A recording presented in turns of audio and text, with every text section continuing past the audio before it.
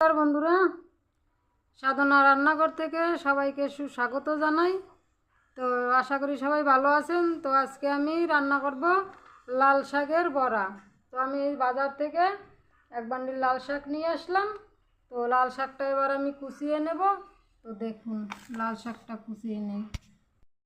তো লাল শাক আমি এই যে লাল শাকের গোড়াগুলো ফেলে নিছি, ধুয়ে নিছি পরিষ্কার করে 2-3 বার। এবার আমি কুচিয়ে নেব, একদম ছোট ছোট করে লাল শাক কুচাবো। তো আপনারাও এরকম কুচিয়ে নেবেন, আস্তে আস্তে করে ধরে ধরে। একদম ছোট ছোট করে কাটবো, তো তাড়াহুড়ো করলে আবার হয়তো হাত ফাত কেটে যাবে। তো তাড়াহুড়ো করবেন না, একটু আস্তে আস্তে ধরে কেটে নেবেন এরকম ছোট ছোট একদম। দেখুন আমি কত সুন্দর ছোট ছোট করে কেটে নিয়েছি। আর লাল শাকটাও একটু কচি লাগবে, ছোট ছোট।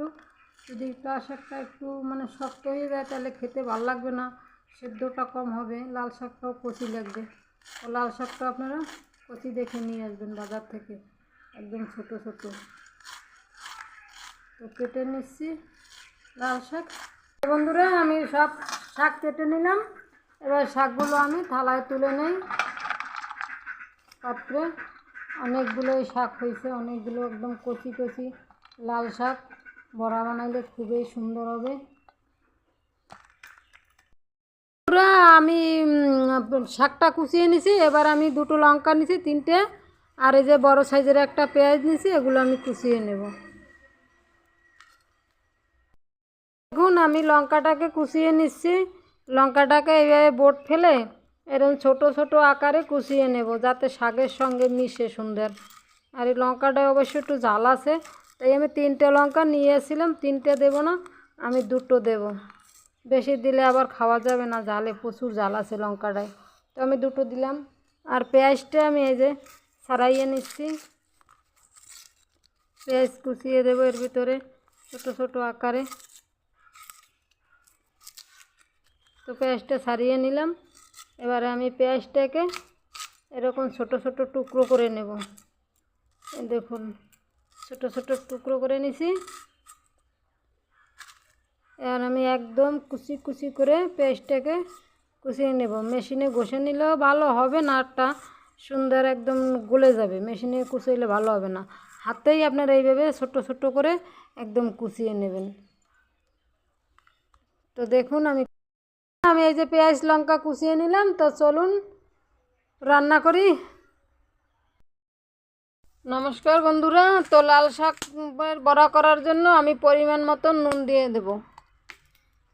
হালকা একটু হলুদের গুঁড়ো দেবো, কারণ লাল শাকে বেশি হলুদ দিলে লালটা থাকে না, কালারটা কেটে যায়। তাই লাল শাকে হলুদ না দিলেই ভালো, তাও একটুখানি দিতে হয় নামমাত্রা। পেঁয়াজ কুচি, লঙ্কা কুচি, আর পরিমাণ মতন ময়দা। আমি 1 বান্ডিল 5 টাকার 1 বান্ডিল লাল শাক নিয়েছি, আর তার সাথে এই যে ময়দা দিলাম, মেখে নেব। তা হালকা একটু জল দেব আমি, আস্তে আস্তে জলটা দেব। বেশি জল পড়ে গেলে নরম হয়ে যাবে, ভালো হবে না। আস্তে আস্তে জল দিয়ে আমি মিলিয়ে নেব। আমি উনান ধরিয়ে দিয়েছি, কড়াই গরম হয়ে গেছে। পরিমাণ মতন তেল দিয়ে দেব। মাখানো রেডি, তেল গরম হয়ে গেছে, চলুন কড়াইতে দেই। তো বড়া করার সময় কড়াইটার জালটা সব সময় একটু মিডিয়ামে রাখবেন, নয়তো পুড়ে উঠবে। আমি দিয়ে দিই আস্তে আস্তে বড়াগুলোকে।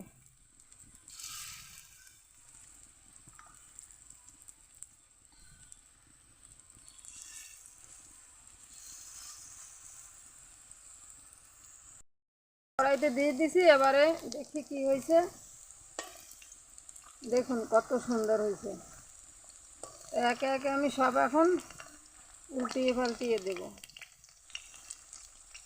সবগুলোকে সুন্দর করে। তেলো করে আমি আস্তে আস্তে একদম সুন্দর মচমচে হবে। তাহলে বন্ধুরা আমি সবগুলো উল্টিয়ে পাল্টিয়ে নিলাম। দেখেন কত সুন্দর হয়েছে। এটা আপনারা এই চালের গুঁড়ো ময়দা দিয়েই করবেন। চালের গুঁড়ো ময়দা দিয়ে করলেই ভালো হবে। বেসন দেবেন না, অন্য আটাও দেবেন না, ভালো লাগবে না খেতে।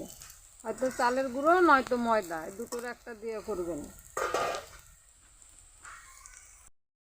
তাহলে বন্ধুরা আমার বড়াটা কিন্তু প্রায় হয়ে এসছে খুব সুন্দরভাবে, এই যে দেখুন খুব সুন্দর মচমচে হয়ে গেছে। তো এটা আপনারা গরম ভাতের সঙ্গে গরম গরম ভেজে খাবেন, একদম দুর্দান্ত লাগবে খেতে। খুবই একটা সুন্দর রেসিপি, আপনারা বানিয়ে খাবেন, বানিয়ে খেয়ে তারপরে কমেন্ট করবেন। আর পাশে থাকুন, চ্যানেলটি সাবস্ক্রাইব করুন, শেয়ার করুন, অবশ্যই বেশি বেশি শেয়ার করুন, পাশে থাকুন। এবার আমি নামিয়ে নেব ওটাকে। তাহলে বন্ধুরা নামাই নিলাম। খেতে কিন্তু খুবই সুন্দর হবে, এই দেখুন খুব সুন্দর শক্ত শক্ত মচমচে হয়েছে। আপনারা এরকম বাড়িতে বানিয়ে খাবেন। তো টাটা, বাই বাই, দেখা হবে আগামী পর্বে। তো পাশে থাকুন, আসি।